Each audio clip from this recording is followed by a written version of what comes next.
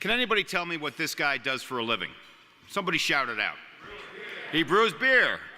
What gave it away? Was it the beard? Was it the tats? Maybe it was the beer bottles. Why am I showing you a picture of a guy who makes beer? Because you've been seeing a lot more of this guy recently, haven't you? Do you think it's because we like beer more today than we did a few years ago?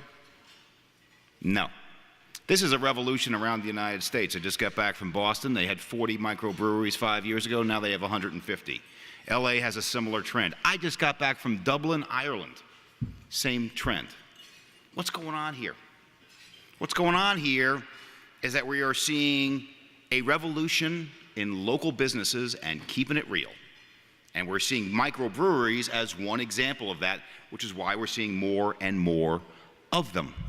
But that's not the only place you're seeing it. As Lou mentioned before, the Arts District here in LA is another area of keeping it real. How growth is happening in these local is the new global areas. But let's talk about globalization for just a second, because when you say globalization, it sounds like a loaded term today. You love globalization, you hate globalization. Well, globalization is not a one-trick pony. Globalization is four things. It is a trade of money, information, goods, and services. And some of them are terrific. Money and information, and we're going to talk about those primarily today. But the goods and services thing is more complicated, and it has led to some people being transitioned out of the workforce. But they are adapting. Humans are resilient, and they want to keep it real. So expect more local is the new global businesses here in LA and elsewhere. But in terms of the flow of money, we talk about how much money is coming globally. This is the flow of global money into the United States. And you can see the trend line, despite a spike in 2015, is upward. And it's coming from everywhere. And it's going to increase. And why is that? There is a glut of global cheap money. And that glut of global cheap money is going to increase. This savings rate of 26% of GDP in the world is increasing in places like China, in places like Germany, in places like Japan. And because of this, you're going to continue to see the need for what is the scarcest thing in the investable universe: large, high-yielding assets. And Los Angeles and large markets have that in excess. This is a picture of my recently departed 100-year-old Grandma Bess. Why am I showing you a picture of my Grandma Bess? Two reasons. Number one, I like looking at pictures of my Grandma Bess. Number two, you're going to see a lot more Grandma Besses over the next 25 years as the number of Americans over the age of 65 is going to almost double. And I say demographics and healthcare. I was at UCLA Medical Center yesterday, and I was thinking about why UCLA is a major driver of the Los Angeles economy. It's because of healthcare. And when we talk about the local is the new global trend, what is going to be the single largest growth driver? Healthcare. The Bureau of Labor Statistics believes that healthcare is going to be the #1 growth industry over the next 10 years, and places like UCLA Medical Center are going to be driving forces behind that. But certainly older folks and the need for healthcare is one of the major drivers, but bringing in younger folks is a big deal too. And Los Angeles ranks in the top 10 in terms of bringing in young folks here. And it's not just young folks that are coming here, young, talented folks. These are the tech talent markets that are in the top 10 in the United States, San Francisco being #1. LA comes in number 24. Well, you say, gee, that's not too good. I'm going to show you one other thing, and you say, what does that mean? We rank markets based upon being brain gain and brain drain markets. San Francisco has the greatest amount of in-migration of tech talent. Los Angeles actually has out-migration of tech talent. And you say, oh, this guy's doing an LA thing, knocking us down. Exactly the opposite. If you are on the left side of that scale, like Los Angeles and Boston, Massachusetts, what you have is pent-up workers that can help this economy grow. The opportunity here is to keep them here, because many of them from UCLA, USC, and other great universities in the area will go elsewhere. This is a tremendous opportunity because even though tech is a major driver of the LA economy, it is not the driver. Creative industries are a much bigger driver of this market, but this is one of the great opportunities in LA. The other great opportunity in LA is when we rank tech markets, we rank the quality of the employees based upon their relative cost. And you'll see San Francisco and Seattle are outliers, but if you look at the map closely, who is the next man up? It's Los Angeles OC at having exceptional quality at a slightly lower cost in those markets. So even though tech is not the driver of this market, creative industries is, tech is where the opportunity is to keep the people in this market. And I know with some of the growth we've seen in Santa Monica, Arts District, and elsewhere, they are going to be retained in greater numbers. You know, we're here in one of the great development areas in the world with the multifamily and the office buildings going up around here. But I'm going to give a shout out to what is actually the greatest growth story in the greater Los Angeles area, which is industrial.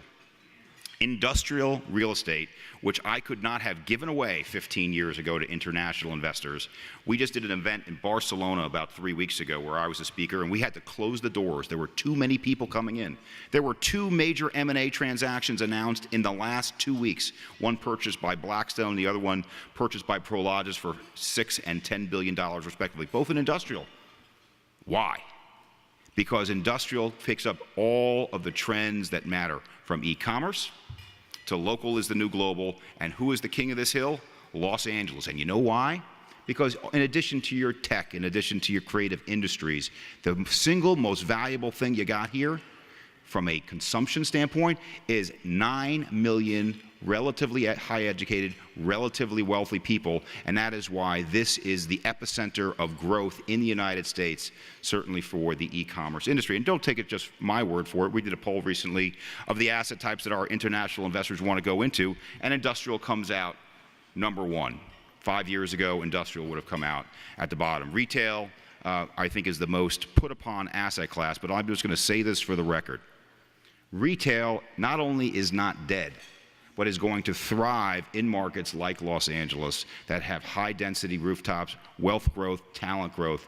Retail's primary disruptor isn't e-commerce. It's demographics. It's people moving out of certain areas and not into others, so they can't support retail, or a new form of retail that might go away or come in because of commoditized goods. Here's some bad news.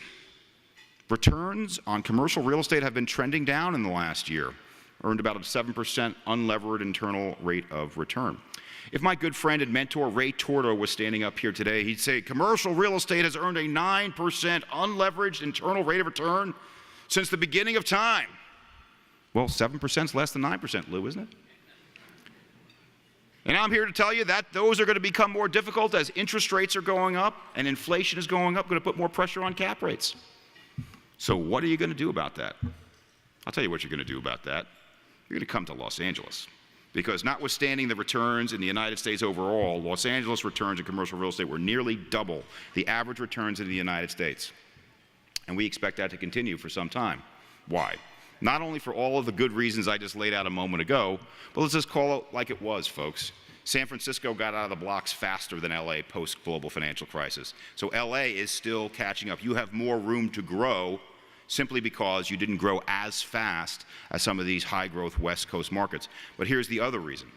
Your unemployment rate in LA is in the mid-4s, about 4.5% to 5%. You know what it is in San Fran? Closer to 2%. They have run out of capacity to grow unless they have massive immigration. You are going to have immigration, as I showed you before, but you have all this pent-up ability to grow that's sitting here right now. So the next several years are very good. Returns in LA are likely to exceed what we've seen in the United States overall. Global money. I can't stress to you enough how important this is. There are 3 factors we look at when we like markets. Which markets are the best ones? The ones that have the greatest amount of talent, those that have a live, work, play environment, and those that bring in foreign money. Let me tell you a funny story. I was just in Nashville a couple of weeks ago, and we sold a $100 million suburban office building to a high net worth individual from Bahrain. How'd this high net worth guy from Bahrain find Nashville on a map? Because his kid went to school at Vanderbilt and said, "Dad, buy me a suburban office building." When I went to college, I asked my dad for a 1990 blue Chevy Blazer, and he said no. Maybe I should have asked him for a suburban office building. But the point is, there is a virtuous cycle that's created from all these things. We don't just say talent. We don't just say good schools, because all those things bring in the foreign money, which brings the dollars, which brings development dollars. And now, if you take a look at the rankings of the top international investors into markets like LA, China always comes out at the top of the list, but Canada typically tops it. But it's misleading. And misleading is just look at your own eyes right around here at the Metropolis site, and I give you 3 or 4 other sites of just how much additional development dollars come in, just how important this is, and how LA does so well. LA brings about 12% of its annual dollars in the form of foreign capital, of its $30 billion market. And again, it's actually higher than this if you were to include development dollars. But again, I'm here to make some suggestions. Suggestion number 1 is leverage off the existing tech talent more. Suggestion number 2 is get this number higher. We're rolling out the red carpet at this event for foreign capital. Keep rolling it, because these are the percentages in San Francisco. San Francisco's percentages are about double what you have here in Los Angeles. Bring this number up, good things will come with it. All right, I have the most important question of the day, folks. Clayton Kershaw or Sandy Koufax? Which one of these folks is number 1? We're going to take a poll right here, right now. Who here is voting for Sandy Koufax? Who here is voting for Clayton Kershaw? Pretty close vote there. You know what the answer is? Which one's right? Who's number 1? This is a total economist answer. You both are. For the 3rd year in a row, Los Angeles came out as the number 1 market in the United States for all of our institutional investors. This is my drop the mic moment. I probably should just walk off now, folks. I did not do this just because I'm in LA. But why did LA come out number 1? It isn't just for those reasons I talked about, tech talent or just talent and the live, work, play environment and foreign capital. Came out for jobs.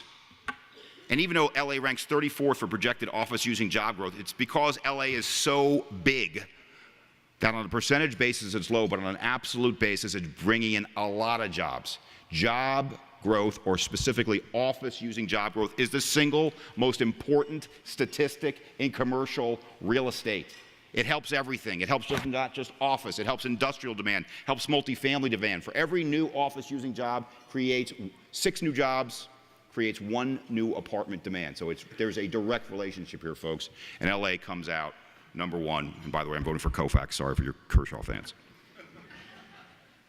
Multifamily, a big deal.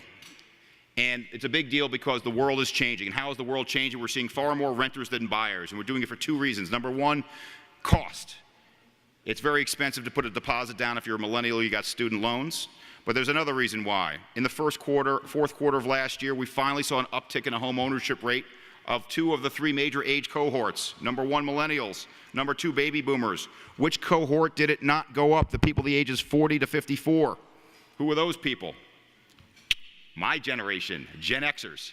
We bought our first homes between 2002 and 2007. The worst time in the history of the world to buy your first home. And we may never buy another one. So there's been a secular shift in the amount of renters versus buyers, and this is critically important that we have enough units, not just units, affordable units. So I'm going to get into obviously a very difficult topic here of affordability, and this is an area that I know is near and dear to the heart of me and many of my colleagues. Los Angeles' affordability is the 2nd most challenging market in the United States, behind New York overall. And affordable housing is something that needs to be dealt with. And the solution that we suggest, and I've written pieces on this, I say is that the sky is the solution. Go vertical. Do whatever you can to get rid of height restrictions anywhere and everywhere, because it uses far less infrastructure. It's much more efficient, and I know it's a controversial issue, folks. I say it everywhere. Here's the bad news, and we need to deal with it. Here's a slightly better piece of news. That if you take a look at the ratio of housing costs to people that are in the tech fields or in the creative industries, it's still affordable for those folks. So for the folks that are going to be driving the higher paying jobs, they can afford to live here. We certainly need to deal with the broader issues as well. Office, very quickly, this is our office in Glendale, California. Clearly one of the trends is the open office trend of 360, very few offices, beautiful in Masonic Temple. Lou Horn specifically sitting right here should be very proud of this because he was at the vanguard of this. But when we take a look at offices, who is moving into offices? And this goes right back to the industries. Tech is the #1 new office user in the United States, and as I suggested, because of that brain drain statistic, you have pent-up demand for tech, even though creative industries is the #1 driver of the LA market.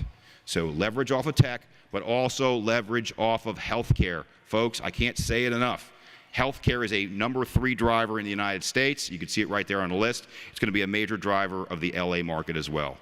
Why is LA great? It is one of the great live, work, play markets in the United States. Terrific job growth, terrific place to live. They call it a sunshine tax to live down here. It's a wonderful place to live, a wonderful place to work, and the future is LA's. Thank you very much.